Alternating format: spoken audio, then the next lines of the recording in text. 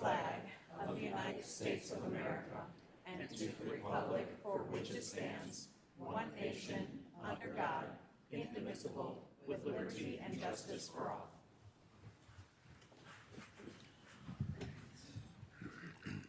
Now we'll move to the approval of the agenda. Could I have a motion and a second to approve the agenda? So moved. Second. We do close. And all in favor? Aye. Motion carried. At this point, we will open the Northern King County budget hearing.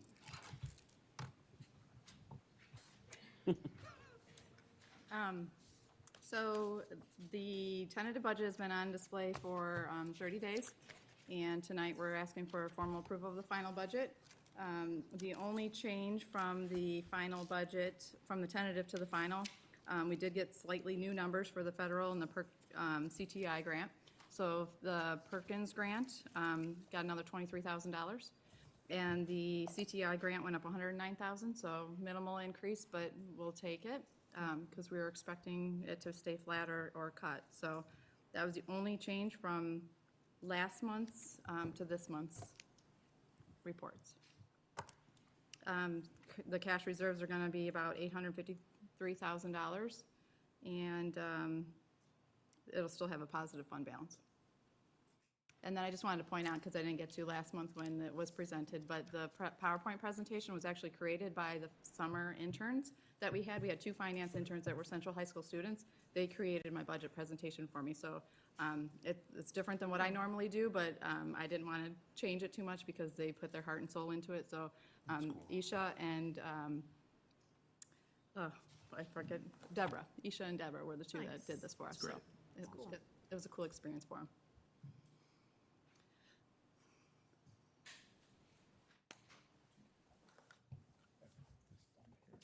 So on the budget hearing, we'll open for public comment.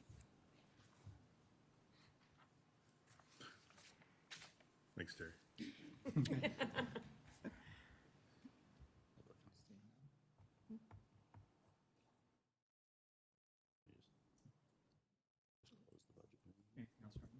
That's all I have, unless you have any questions or there's no public comment, so we're good. We'll go ahead and close the budget hearing then. And now we're going to move on to open forum.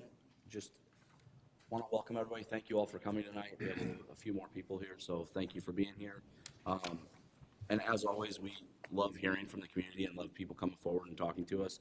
Please just remember to be respectful in our comments and not make any disparaging comments about anybody that might be in the district or maybe some neighboring districts as well. So for our first public comment, Dave Chapman.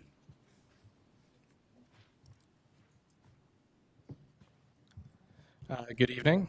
On behalf of CEA, I first wanted to say congratulations to Ms. Ward for being appointed to the school board.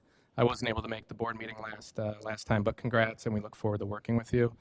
And then I wanted to say thank you to the Board of Education and the administration for a very positive and productive negotiations. I think it was very professional, collaborative, and I know our team felt very valued and heard throughout the whole process. I think it definitely shows that, you know, we have a strong commitment to our teachers and especially our students. So thank you for your time throughout the whole summer. We appreciate it. So thank you. Thank you. Next we have Jamie Garza. Hi guys, I'm from transportation. I talk a lot, but never publicly, so I'm a little nervous, and I usually watch from home. So I am just here because I've been with the district for 20 years, and last year the drivers were offered health insurance, which we are so appreciative of.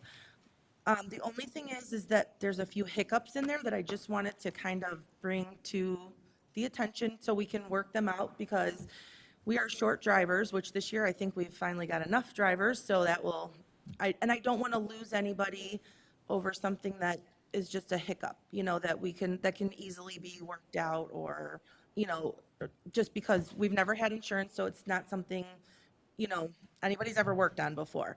So I just made a little paper. It just is how the tiered insurance works. The average bus driver is guaranteed 4.5 hours a day. Most of us, most people are guaranteed 4.5 hours. Now that we have a lot more drivers, like myself, I'm usually at 6 hours because I've been here 20 years. So I get a little bit longer routes. People have been here. We have some 35, 40-year drivers. So they obviously get way longer than I do. Sorry, I'm so nervous. I can't think of what I'm trying to say.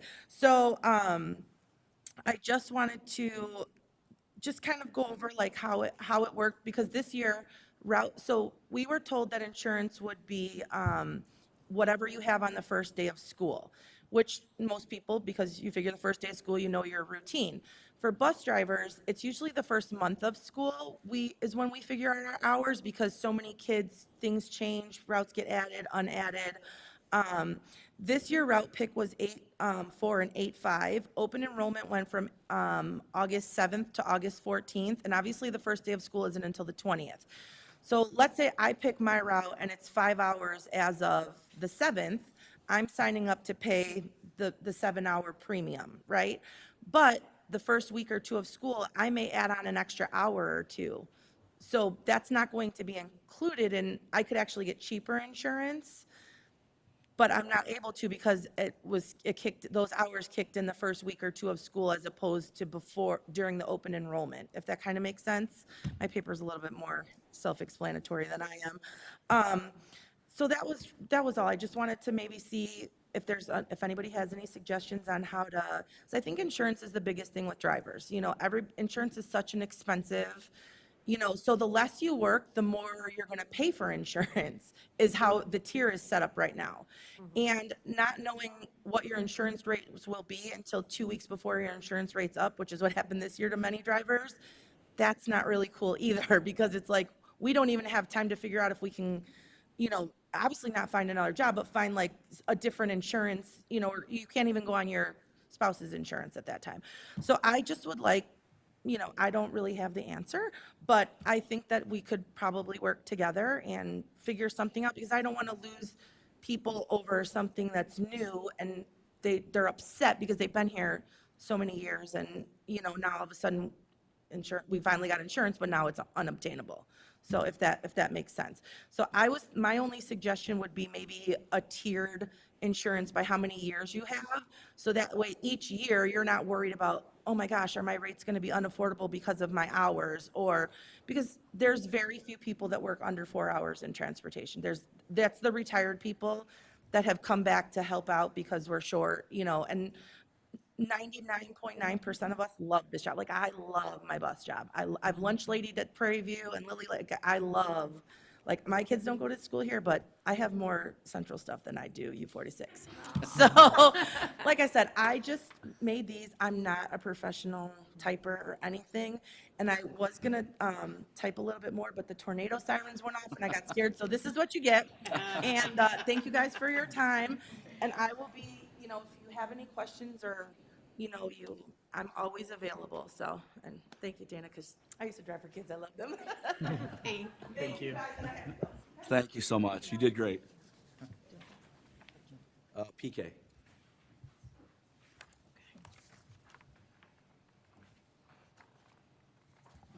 Thank you. I'm BK Parek. We probably all had the same issue with the tornado sirens, and hopefully there's a way to help address what her concern is on the insurance. First off, I'm happy to read in the new athletic director's report that CHS will be piloting 8 new clubs this year, including debate club, STEM club, coding, chess, DECA, and others. That's a big step in filling out our extracurriculars in the district, and great news to share with all parents, not just high school parents. So wonderful to see that. Second, last month in the public comment, I mentioned a number of the public's concerns about financial dealings in the district over the past few years. I won't repeat them here because of time, and I think you're all pretty much familiar with what those questions are. I had asked you to ask the auditors and the district to look at those questions, and you didn't discuss that in the open forum, and somewhat to the contrary, Superintendent Powell made a statement when introducing the auditors in that part of the agenda that essentially kind of minimized concerns and made it sound like things are totally fine and clean because past audits have not found issues. And I think that statement, which I think was pretty incredible, combined with your silence during the meeting, does leave the public wondering if you're going to, perform your responsibility to understand what happened in those dealings over the past few years and put the things in place to prevent those things from happening again in the future. That's really, thinking about the future. And furthermore, if you didn't realize it, the standard annual audit scope is limited and does not cover the kinds of things that specifically have happened in the past. As the board, as fiduciaries, you would need to ask the district or the auditors to look at specific additional questions that you're concerned about. And that's, so the statement that audits in the past have been clean doesn't really pertain to the questions at hand because the scope of those audits didn't pertain to looking at the kinds of things that people are concerned about. But ultimately, you're asking the auditors to look at it and provide you with recommendations on how to strengthen the district's processes, controls, approval authorities, or whatever else, so that the history doesn't repeat itself, and we can enter a new area of high public trust and confidence, and that way, when we need public support to do things, big things in the district, we can get that. Right? Okay, lastly, on the tentative budget, 301 has had increasing average class size, that's total students divided by total teachers over the past few years, and it's become the highest average class size of all the districts in King County. The budget presentation indicates that expense assumptions reflect additional FTEs, so directionally good, but it's unclear how many FTEs and in which staffing categories. Are they teachers, counselors, support staff administrators, which buildings are they for, which types of programs are they for? And so I think as part of your board review in the next 30 days, that should include whether this proposed budget enables meaningful progress in bringing the district staffing ratios in line with our districts. We can't close that gap in 1 year. We have sort of a finite amount of money. Choices have to be made, but can we take a meaningful step in addressing what's accumulated over the past few years, and then we take another step the following year and the following year, and we start to close that gap over time. And then lastly, on the also on the draft budget, to easily see what's changing, it would be very helpful if you published a version of the spreadsheet that has one more column on the right side, which shows the proposed 25-26 budget versus the 24-25 actuals, the plus or minus percent change. It doesn't have that, and it's very hard to eyeball that with all the digits. That would help a lot with the review. Thank you. Thank you, PK. Virginia Romano.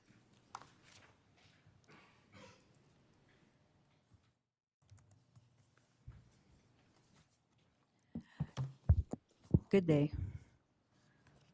I just want to talk about there was an opinion given by one of your attorneys about the Open Meetings Act stuff and with your closed session meetings, and she did commend you on that they were well done, but she did caution you on some things as far as has to do with the discussion about appointment, employment, compensation, discipline, performance, or dismissal of specific employees. But the PAC has ruled that this exception is limited to matters concerning individuals and does not include matters pertaining to classes of employees. So I'm not quite sure if that was, maybe you were talking about general employee salaries and stuff, like if that was, that can be disclosed, or yeah, I guess, instead of, it could be something you open up from your closed meeting sessions, because it wasn't about a specific employee, it was about the general overall aspect of that. That's pretty much all I had to say about that, was just that I hope that that gets, if, I don't know what to say.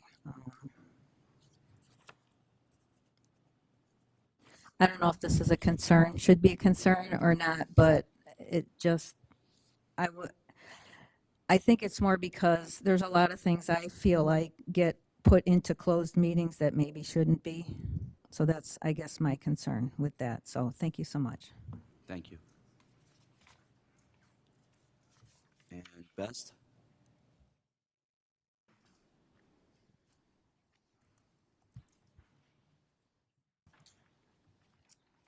Good evening. We are two of the executive board members of the Burlington Educational Support Team, and we are here to represent the dedicated support staff throughout the district. I'd like to introduce myself to you. Don't know many of your faces.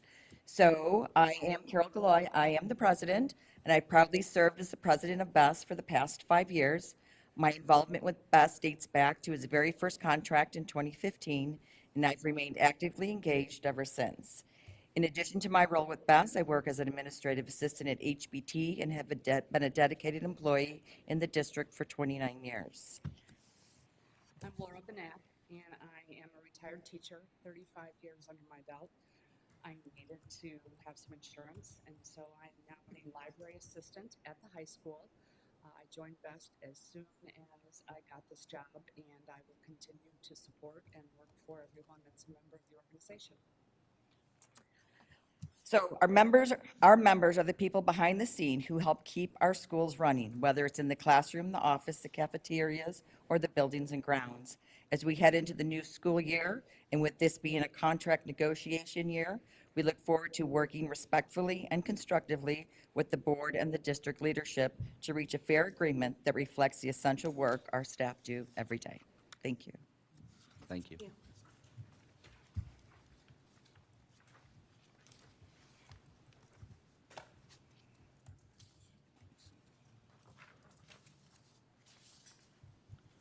All right, at this time, I need a motion and a second to discuss.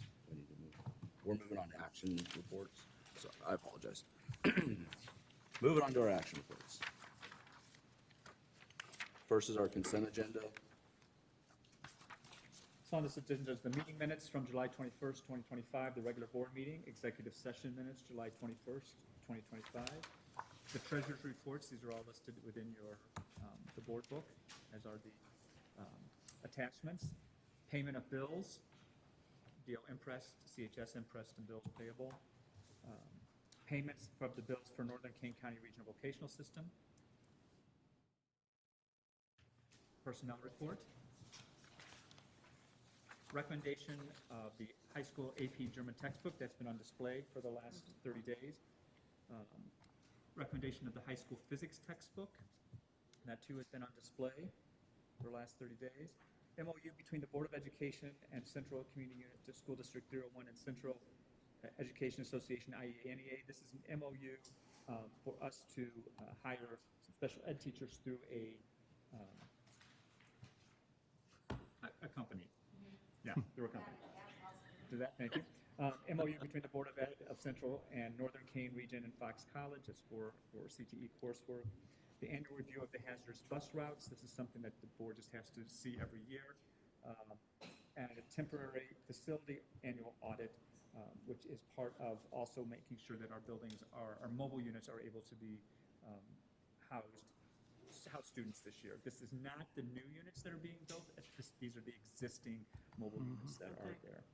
So those are the consent agenda items. Those are the supplements.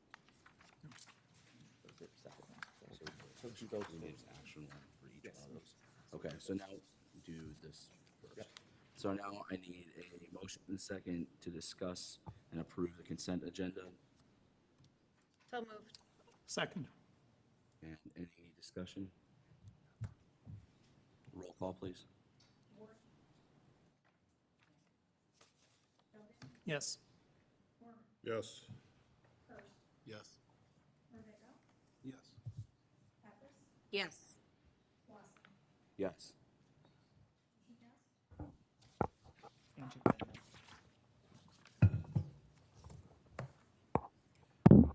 Now we're going to go on to the approval of the Burlington Central High School graduation event agreement. This is with NIU.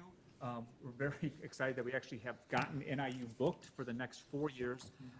The dates are not always the most ideal dates right now, but we've got them booked. So, and there will be some room if we need to adjust, but that's what that agreement is. So I'll need a motion and a second to discuss and approve. So moved. Second. And any discussion? Seems very reasonable. Roll call, please. Dogan, Yes. Gorman, Yes. Hurst, Yes. Marvika, Yes. Pappas, Yes. Ward, Wasson, Yes.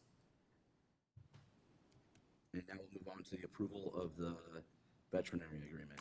These are veterinary affiliations. These are all veterinarians within the area that have agreed to work with us within our vet tech program. So those are all listed in there. It's quite a list of groups that are willing to work, and I think it's an amazing program that we have. And excited that they are willing to assist with us. All right, motion and second to discuss and approve the approval of the veterinary agreement. So moved. Second. Any discussion? And roll call, please. Gorman, Yes. Hurst, Yes. Marvika, Yes. Pappas, Yes. Ward, Dogan, Yes. Wasson. Yes. Motion passes. And we're going to move on to old business. No?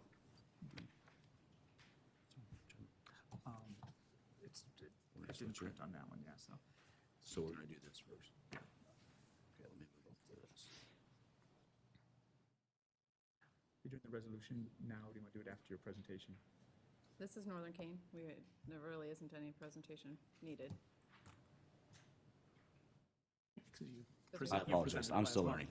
We held it in the public hearing. Right. No, I'm just checking to see. Okay. But I'm guessing you need a vote. So old business. Hold on just a second. Let's see what's in here.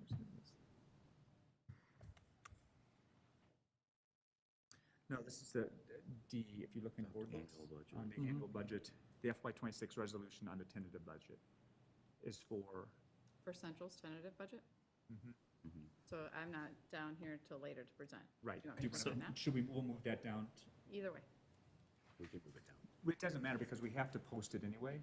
So Okay. this is just saying that we agree to post it Okay, on there. And that it's for the 30 days. It's been posted since Friday. okay.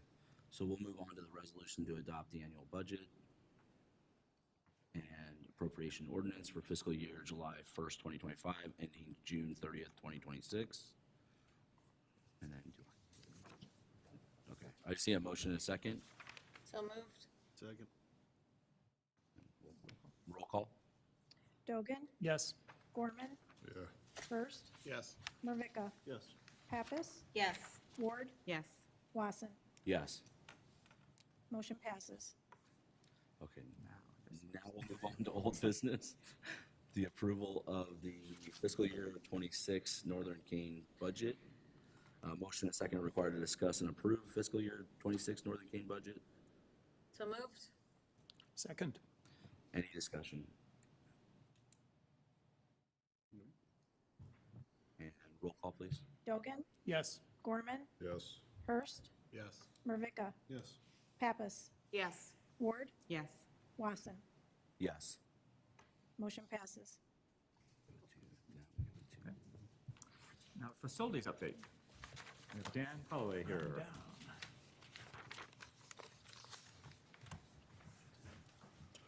Good evening. Evening. Monthly presentation. First thing I want to talk about, again, like I try to do this time of the year, is thank our staff. Our staff has worked really hard this summer, put in a lot of hours, a lot of Saturdays and everything, and I appreciate the work that they do to get our buildings up and running for our staff and students. Our buildings are in really good shape, and I just want to thank them and show our appreciation for everything that they do in the summer. Updates on projects. The HBT roof project is substantially completed. We have some coping and trim work to finish, one area of coating to finish. We've had some weather days over, but it's not going to impact the start of school at all, and that project's in pretty good shape and will be definitely completed this week. The CT mobile project has had a few hiccups, so the new section of mobiles won't be available for the start of school. We met with the ROE and our architects this morning. We'll be able to use the current 4 classrooms that we have and use the connecting annex for an emergency egress. And our plan is to have everything completed in the next 2 weeks and try to have students in there September 2nd. Kind of some unforeseen things that have come up and kind of challenged over the last few weeks, but contractor, staff, architects, everybody's been working hard to get through those, been partnering with the ROE and the city of Elgin to get everything in line, so we should be in good shape in the next couple weeks. Architect update, I'll be meeting with the architects in the next 2 weeks. The plan is to have them present kind of an update and a plan on where they're at September's meeting, kind of give a schedule of time and kind of where they kind of foresee things. We've had conversations. They've been, again, provided a lot of our documentation, all of our buildings, and they're kind of getting up to speed. Summer's a challenging time to do all that because they're really busy like everybody is that time of the year, but they'll present in September and give us kind of an update and a timeline on kind of where their process is.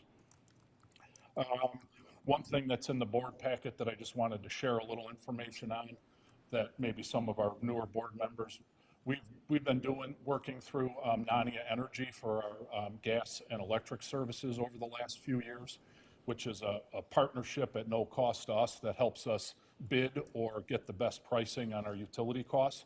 Utility costs are skyrocketing, so this gives us an opportunity to either do an annual agreement or a multi-year agreement. The electricity, we've done a reverse auction in the past, where literally the vendors that want to provide services, this is above and beyond ComEd's service and their transmission of the energy. This is actually purchasing the energy, literally bid online in a 15-minute time frame. They're seeing each other's bids. So it's pretty competitive, and in the first couple times we did, it's kind of interesting to watch and kind of see how things shake out, but we've got really good energy pricing based on that. So that's the process we decided to use again with them. So we'll be bringing that information in September also. Another thing that came to light that I just wanted to update on, we've been working with Matt over at PKMS. PKMS is currently out of student lockers. We have no available student lockers for any new students. We've talked a lot about elementary growth and kind of where our district growth is. We've got middle school growth too. It's not just elementary school. So we're working through some processes to add some additional lockers that kind of give us some flexibility. But again, there's cost to that. You know, to add 14 lockers is like $6,000. So there's going to be costs to address that growth and then to try to do that in an expedient process. They weren't out of lockers up until 2 weeks ago, and then we had just a ton of new students that came in and were out of lockers. So besides the issues we're dealing with at an elementary level, space and kind of being creative, i.e. mobiles and things, PKMS is seeing that also. Growth at CMS also. High school issues we're seeing. So growth is a across the board thing. So I just wanted to bring that up. I had talked to Dana and Kyle about making sure that I made my observations from the facility end and what we need to do available to you guys, that those things are happening. It's going to come at a cost. We're going to have to make some decisions moving forward here pretty quick. So any questions about any of that?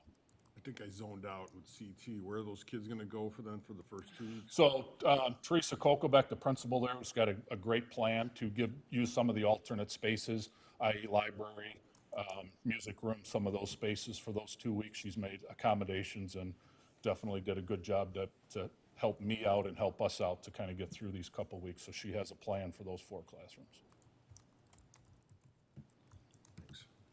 Any other foreseeable issues that would slow that project down to where we can't? No, I think we should be in good shape. The mobiles themselves, all that work should be done by the end of this week.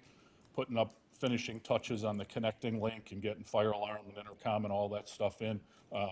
Talk to Brian about getting our IT and technology in, you know, the end of this week, next week. So no, I think we should be in pretty good shape to get that done by that time frame. Any other questions? So right now, PKMS, every student that's there has a locker. We just don't have any for any. Yeah, I think there may be a few students that Matt had some conversations about sharing with a buddy type thing, because I think they're like over capacity at this point with some of our new enrollments, which is, again, a challenge. We come, like we were talking about with transportation. People need to register early. These late registrations kill us every year, but yeah. Maybe we can do higher cubbies for the tall kids. Yeah.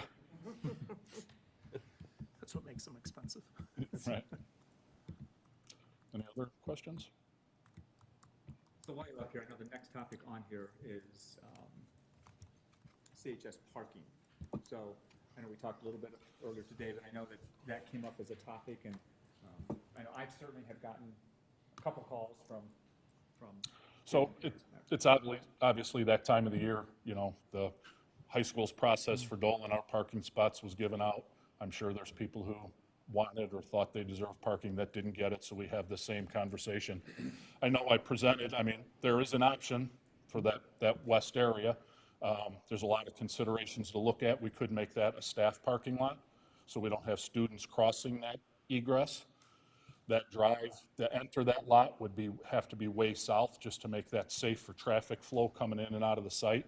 If we wanted to entertain it for students, we'd have to move that drive all the way to the west to make that safe so kids aren't crossing that drive.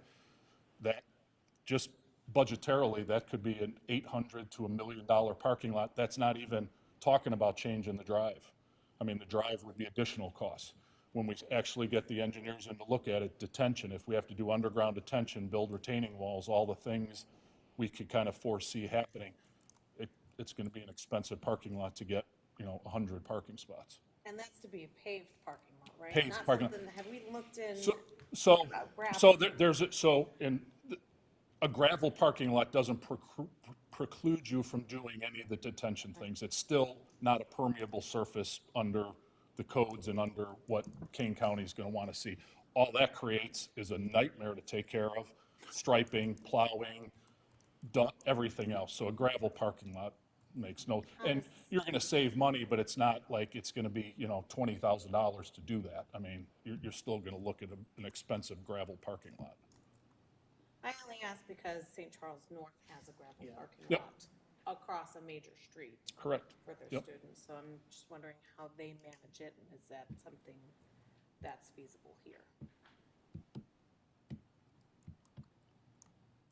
Any other questions about? It's probably feasible, but they don't have a water issue like we have, I'm Correct. assuming. Yeah, That's how we've they maximized the site with the additions and stuff, all the detention and everything we have in that site is pretty maximized. No, it's a complicated project. I looked at it a little bit myself. Everything Dan and our engineers have told us are exactly what I would expect based on my experience.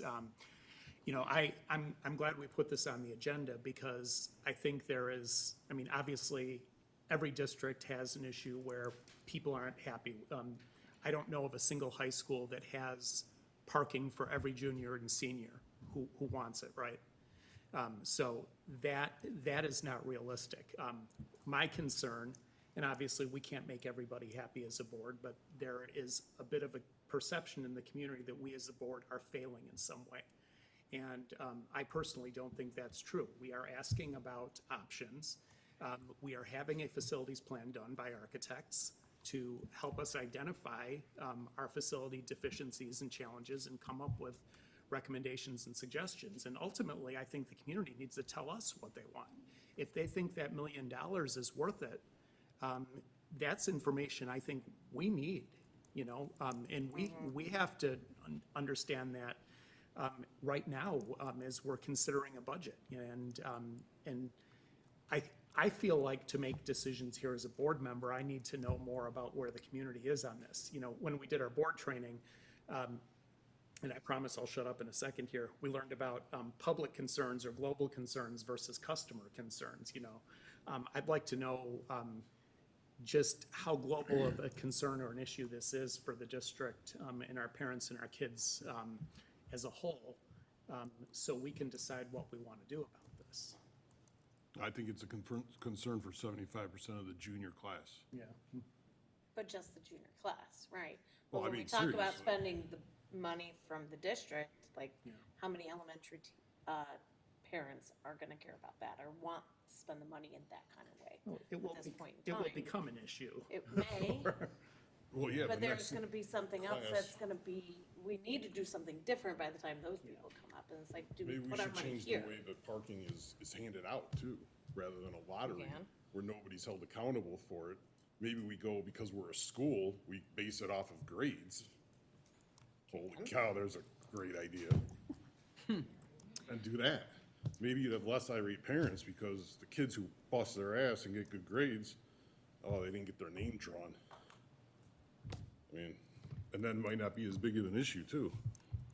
Just a, Since we're on this topic, this is something that our architects are looking at already, right? This is something that is going to be included in our master plan. that they're- 100%. Yeah, I mean, we'll look at every site, so we'll look at country trails, where we have designed additions and all those things, what our options are for additions versus building new buildings. 100%. All of this, no stone will be unturned in that process, 100%. Ultimately, I feel like we need input. Is this a priority from the community? Would you want to support this in a potential future referendum that addressed a lot of other needs and wants? Would parents support, I'll say it here in a public meeting, would parents support an increase in the permit fee that could pay for a chunk of that process over time? I mean, I feel like to make decisions here, that's the kind of information we need. So maybe we can talk about what that looks like in the coming months. But I do want everybody to know that the board is thinking about and looking at this issue, and that we need information back from the community and from our staff to be able to make good decisions and act on this.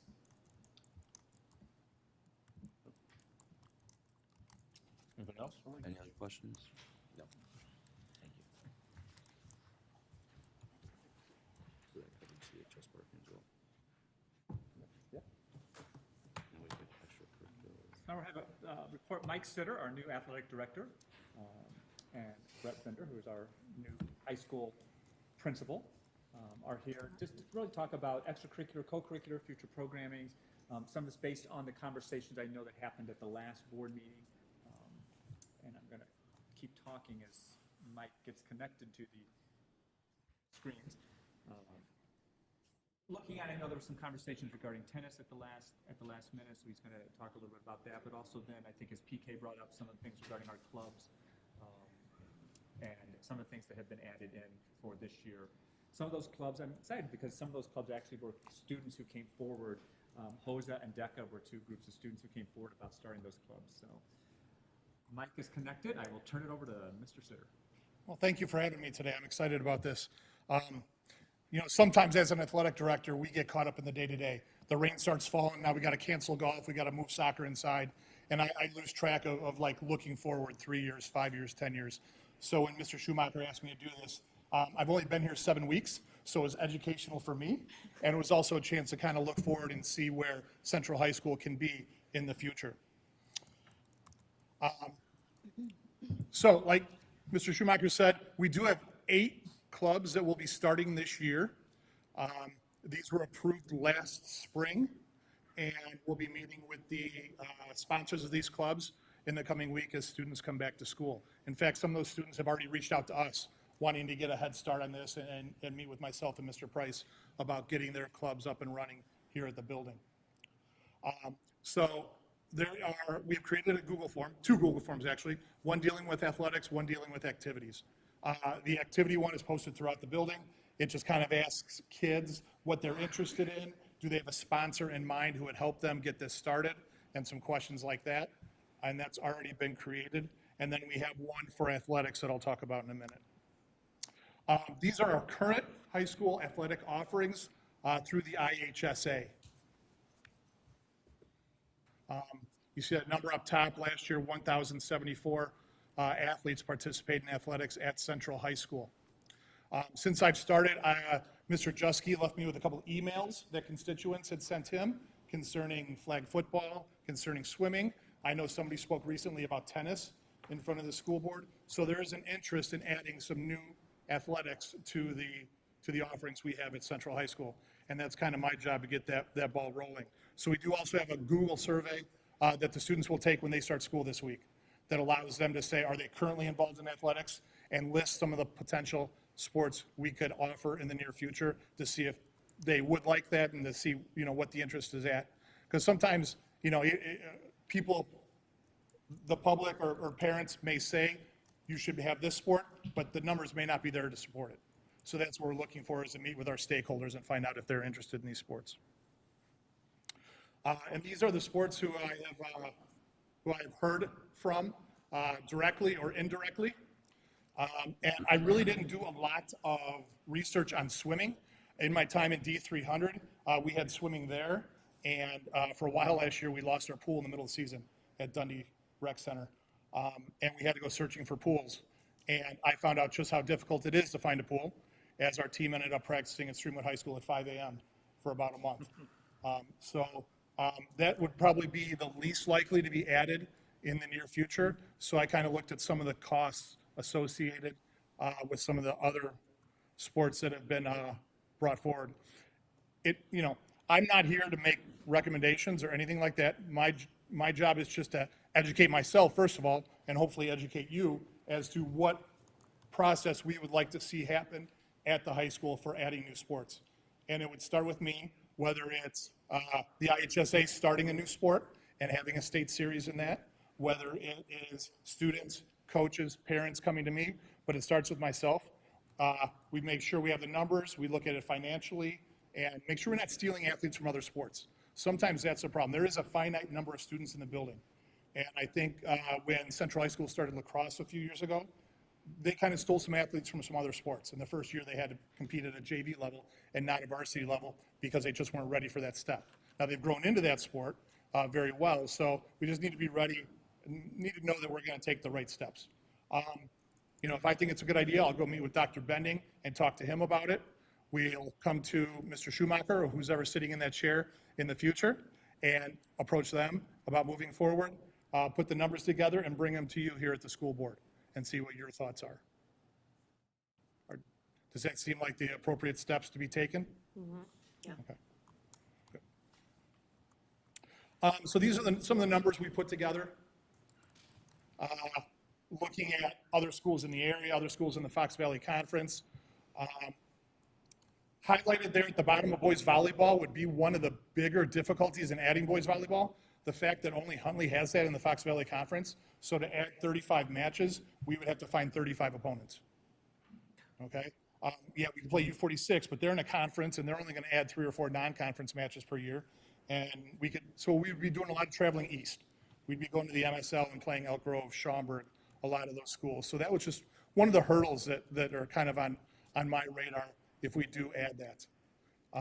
We did invite some boys to open gyms last year for girls volleyball, and at times we had up to 20 athletes show up. Other times we had 4 or 5. So there was some interest. There's no way to gauge it real accurately right now, but that's one of the ways we would look at is having open gyms with the caveat of, hey, if there's enough interest in this, then it could grow into a sport and try to get the ball rolling that way. These are some of the costs associated with starting these sports.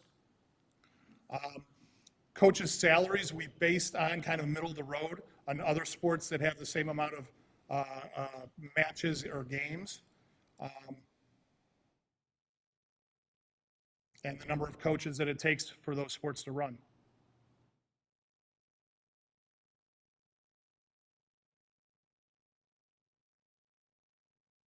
Any questions on that?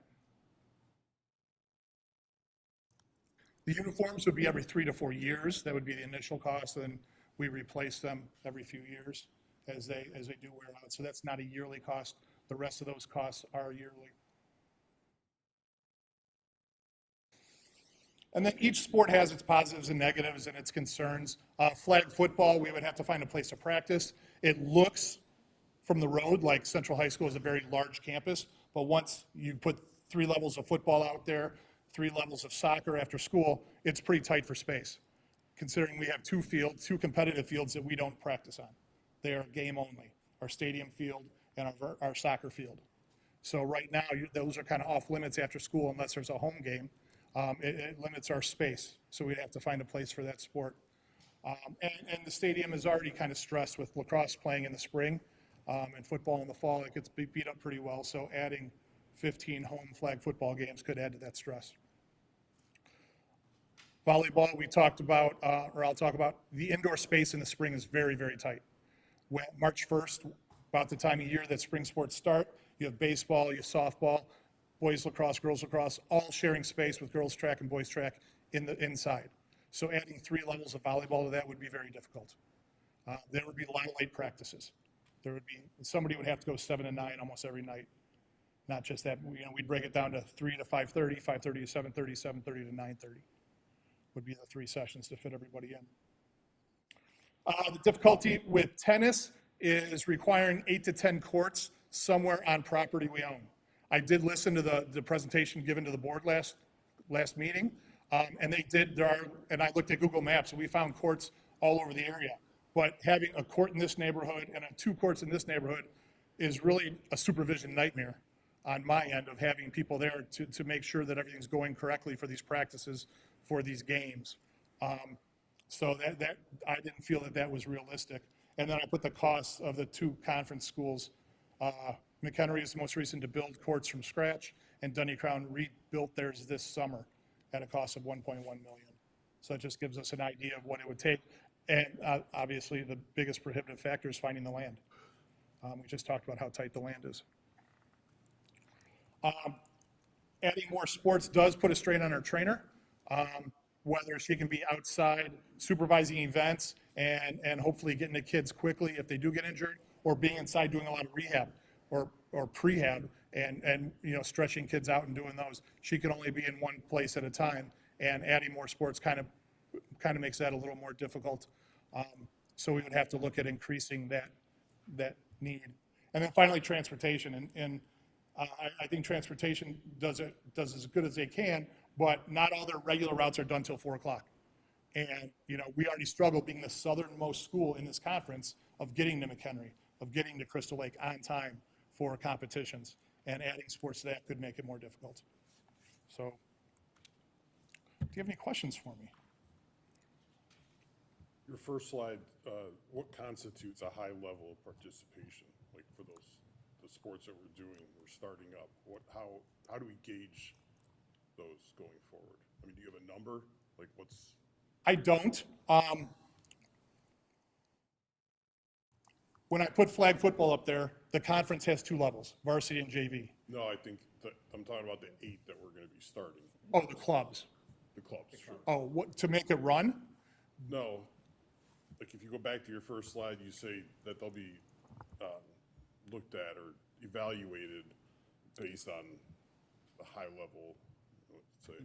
Based on attendance. If the clubs demonstrate high levels of participation, they will become official. Yeah. So what is that high level? That's a good question. I didn't want to put a specific number on that. If you have only 8 kids show up to this club, but you have 30 in the other, obviously there's a big discrepancy there. But if you put a solid number at 12, they have to have 12 regular kids, and they only get 11, are we cutting that club? Or are we going to give them another year? That's something just for us as administrators in the building to sit down at the end of the year and say, was this club successful? One of the ways to do that is participation by kids. But it can be judged in many fashions. It can be, was there a contribution to the community? Is this something that may have low numbers, but it's really needed in our community? So I think at the end of the year, it's just kind of our job and report back to you and to see what our attendance was like. And just like athletics with clubs, if you start 8 new clubs, are we going to hurt the other ones that are going on? Are they going to lose contributions from students? So it's kind of a chance to look at all clubs and see where we at and what the participation is. And are those all staffed for the fall? They do all have sponsors. And then esports, where is that housed? And we have all that equipment already? That I do not know. I found out that esports was approved a couple of years ago. It was, but we never bought the equipment. Okay, so that's why that's up there. We do have a staff member willing to do it. I don't know if we have the equipment. Dana says no. So. And the space, probably. So what I would do moving forward on that is instead of competing with the IHSA, I would start it as a video gamers club where kids could bring their own equipment in, every couple of weeks with a sponsor and start that way. And if we get good numbers there, then we look at how much the equipment costs and where can we house it. The difficulty is you can't put it in a classroom, otherwise that classroom can't be used during the day.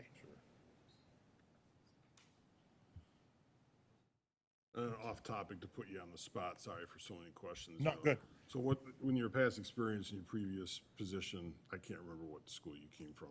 Was it a K-12? No, I was at Hampshire High School. Oh, it was just high school. Okay, so do you foresee a benefit of meeting with our middle school athletic director daily to go over things and collaborate with them? And can you explain the benefit to us? Like Well, technically, I believe I am the middle school athletic director. oh, Now, no? Okay. I mean. That's all right. That's all right. You're 7 weeks. I do a lot more in this district with the middle schools than I ever did in District 300. Okay. I had absolutely nothing to do with the middle schools there whatsoever. Here, I talk to Vince Govea, the middle school athletic director, probably every other day, just because he is also a full-time teacher. So that's just a stipend he receives, and I kind of help him out. We handle transportation, we handle workers, we do all that stuff at the high school, even though those events are occurring at the middle school. That makes sense. He's an athletic director. Thanks. Yeah. So he is doing the job. So we're just figuring out. I'm learning as much as you guys are tonight. Thank you. Anything else? Well, I thank you for having me, and I'll be here anytime you want. Thank you. Thank you. Thank you.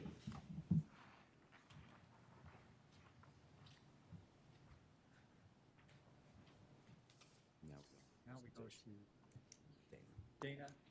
So now we, Dana and the presentation of the preliminary budget for FY '26.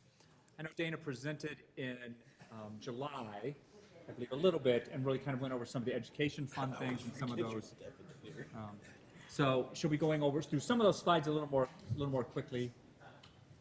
It's shutting down. That, I think is his shutting down. I don't know. Dana's done. Computer just shut down. I'm not sure which one I need to connect to. 1, 2? No, DOPR, but you can't right now.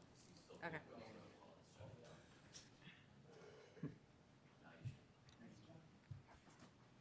That's the tough part of sports. Do like somebody told me, you press those two things and you'll join during a meeting, which it says right up there. Yes. If I did Windows K, let's see.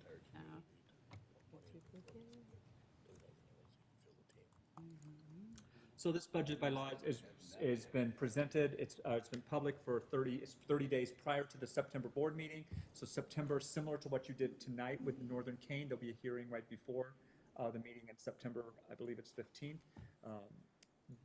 Same type of thing, budget hearing, close, and then later on, then you will vote on that budget. The budget it's been in the paper, has to be publicized in the paper for 30 days, so that occurred as of this last week.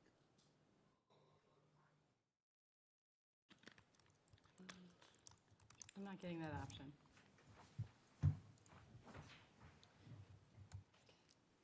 I'm getting BR01, that's all I get. Just do duplicate.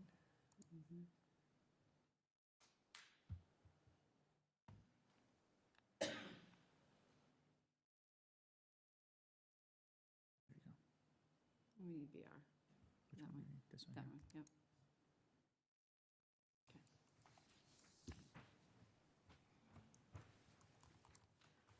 Greg couldn't have helped you with that.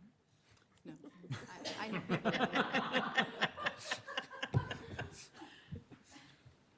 Okay, so some of these slides I'm just going to kind of quickly go over because I did talk about it in the July board meeting, kind of how the funds work and some of the revenues that are there. You guys can read them, but I also don't want to go over everything without any details just because a lot of you guys are new. But so just to review, last year's 24-25 budget, revenues exceeded expenditures in all the funds except for the O&M and tort funds. Both of those ended with a deficit balance, but the total fund balance was positive. And then, which is the second little box there, tells you that everything, all the funds ended with a positive fund balance. The major capital projects that was done last year was the 20 classroom addition at the high school. That was the last couple of years. Prairie Knolls and Prairie View grade schools got paving redone, and then we got generators at 3 of the elementary schools. This kind of, the budgeting philosophy doesn't change every year, but the top priority is just to provide the needs for the students and the staff, while being fiscally responsible, sensitive to the taxpayers, keeping our fund balance reserves, and then trying to balance the revenues and expenditures whenever it's possible. These are the budgeting considerations. These are all of the different things that I had discussed at the July meeting. Salaries and benefits are the largest part of the expenditures. And then the local property tax is the highest source of our revenues. This was also presented in the July board meeting. These are the different local, state, and federal revenues, kind of breaks it out by what source it comes from. The state is evidence-based funding is our biggest one in that category, our property taxes in the local, and then our special ed grants and our national school lunch are the top ones for federal in that category.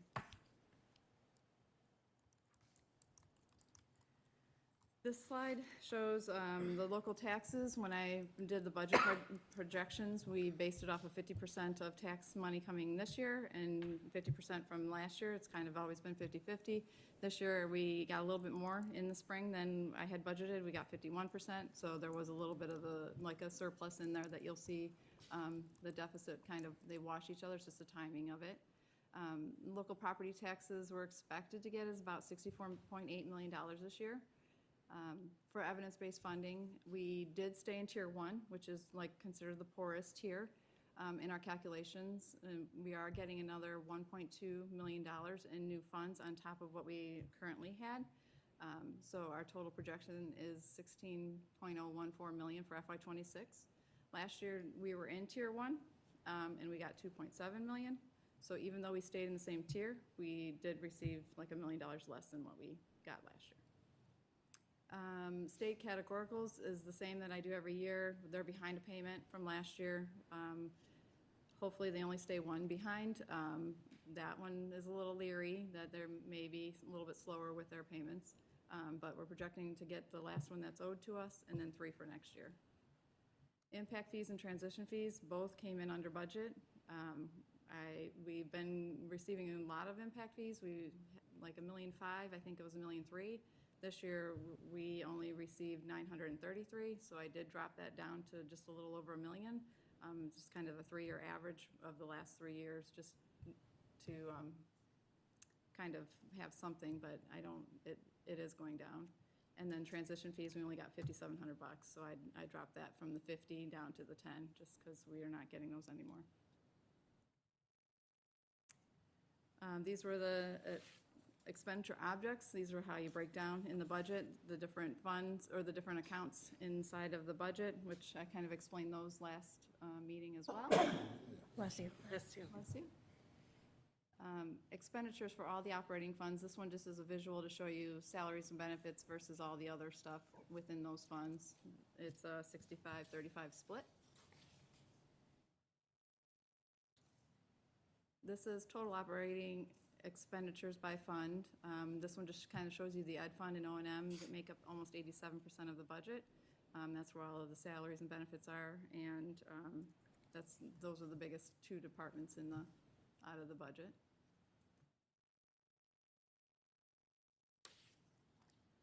These were expenditure assumptions. Some of these were talked about in the July meeting. You can kind of see the salary and benefits for the contracts. Benefits were adjusted for TRS and IMRF and all of the insurance. The staffing from HR, all the new ads and stuff that he's been doing, those have been accounted for as of July that we had. Capital projects, improvement projects. So we have Howard B. Thomas's roof that we started. Most of that will be out of this fiscal year. Country Trails Mobile is mostly coming out of this fiscal year. And then the high school track was the next one that if and when the time they get the thing pulling, it may be paid out of this year, maybe a portion out of next year, depending on the timing of all of that. Lily Lake's boiler is still on the horizon that we need to do, the CHS parking, whatever, all those decisions, those are, these 3 were kind of accounted for in the budget. And then there is a line item in there that just is general, that can be for any project that comes up. So that was also included in there. A lot of this will come out of the facility committee. As we start having those meetings again, the top priorities, those will be coming forward as a board to let you know this is what is maybe moved up, bumped down on the horizon, but these are the three that were specifically budgeted for. And then the best we can with all the cost of stuff, the special ed tuition has increased dramatically. I would say that was the biggest outlier this year from the prior years. Our bus leases have grown, we're getting more buses, and just everything, the cost of everything going up. So all of this has been inputted into the expenditure assumptions.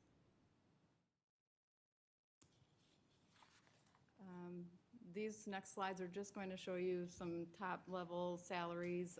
This kind of shows you elementary, middle school, high school. These are just teachers, salaries only, not benefits, and not all of the support staff and services and everything. These are just straight from the budget. These are the ones we pick every year. And then the total education fund, so all in that one fund is $38,000 for just $38 million for salaries. Education fund, these are some of these other bigger buckets. You can see athletics, food service, sped, tuition, technology. And then the total expenditures for the ed fund, $67.8 million. O&M, these are their buckets. Total expenditures, $11.2 million.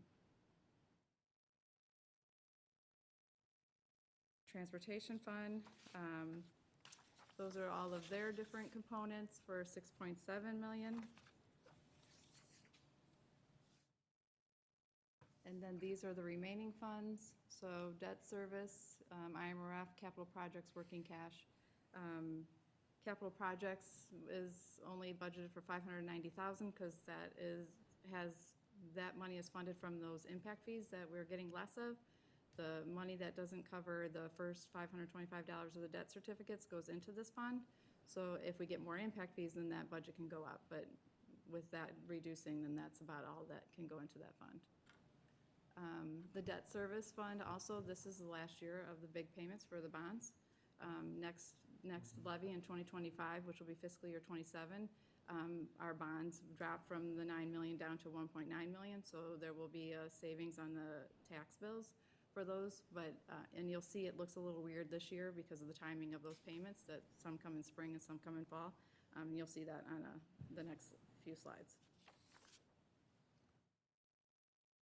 So all in all, FY26 summary, this is all the different funds. It tells you all the revenues we are projecting, all the expenditures we're projecting for each fund, and then the difference. So if you see the negatives in the ed fund, transportation, and tort, those are deficit spending, so that means we're spending more than what we're bringing in. The education fund had a surplus of roughly $1.7 million for the timing of those tax receipts that we got early. So those tax receipts are technically for this year, so that kind of covers that deficit there.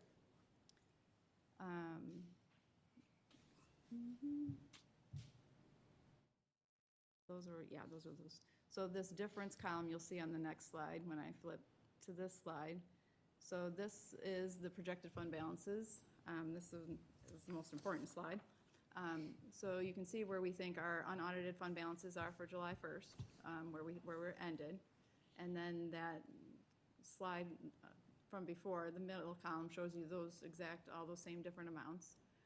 And then it tells you where we think we're going to land. So you can see that we're still projecting, if all of these come true, that we will have positive fund balances at the end of next year.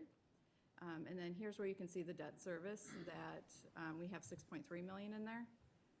We're going to deficit spend $3.6 million because we are only going to get probably $700,000 next spring because that's when that debt payment takes effect. So that will use up the fund balance for that piece. So it's kind of like you got the money a little bit early to then pay for it, but you'll see that we still have $2.6 million in that fund. But just to be clear, the projected fund balance at 6/30/26 is tax money for the future school year, correct? This includes. Yes. So it's not like we're going to have a surplus of 24.8 million. No. Okay. because we're on the cash accounting system, we get the money before, and so we hold on to it. So again, we're deficit spending in 3 of our accounts. Correct. Okay.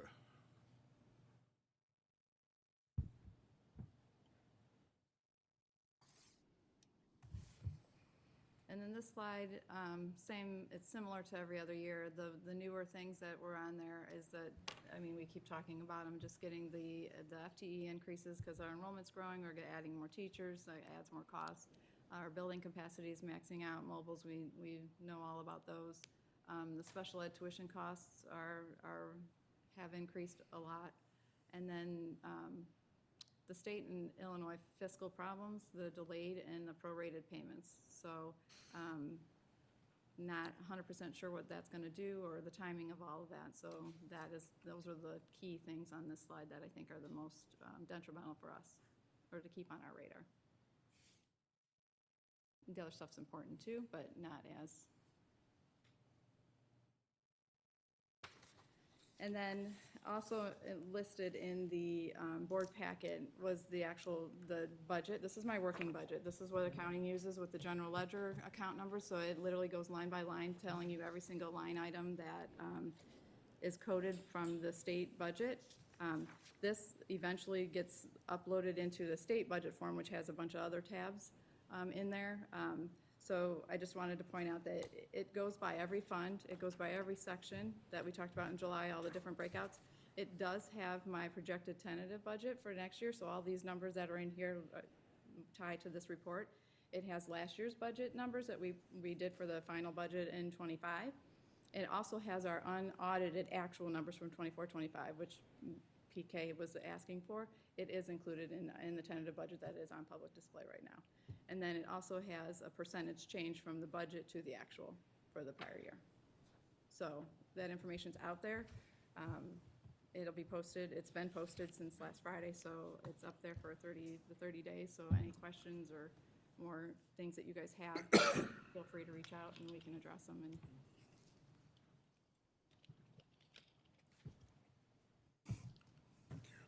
I just want to say thank you. Great job for putting this all together. I was able to go through this as well as the overall budget when I couldn't sleep the other night, and just really well done. Thank you. Thank you. And he only got to page 2, so thank you. Oh, you're welcome. I love this stuff, so it. Any questions? That's why you do what you do. That's why I do what I do. Yep. All right, no questions. All right, we'll move on to information only. The FOIA report is included in the board packet. The dates for our superintendent search, the main things that we're looking at there is that they'll begin focus groups on September 22nd and 23rd. Communication will be sent out soon regarding those. And then our goal as a board is to hopefully have a superintendent approved sometime in December is what we're looking at. And then now we'll move on to agenda items for our September 15th board meeting. And are there any items that we would like to? So we heard that Dan's gonna have, we're gonna have the Yeah. architects, sounds like presentations at the I September. think that's board going to be really great to hear and for everybody to hear what's going on. Any other items? Nope.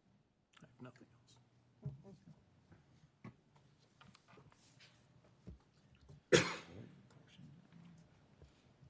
So now we're going to move into a closed session. Read this after the motion, right? Or do I read this now? The appointment, employment, resignation, compensation, discipline, performance, or dismissal of specific employees of the public body, 5 ILCS 120-2C1, collective negotiating matters between the public body and its employees or their representatives, 5 ILCS 120-2C2, litigation when an action against affecting or on behalf of the particular public body has been filed and is pending before a court or administrative tribunal, or when the public body finds that an action is probable or imminent, 5 ILCS 120-2C11. We will be taking action. What's that?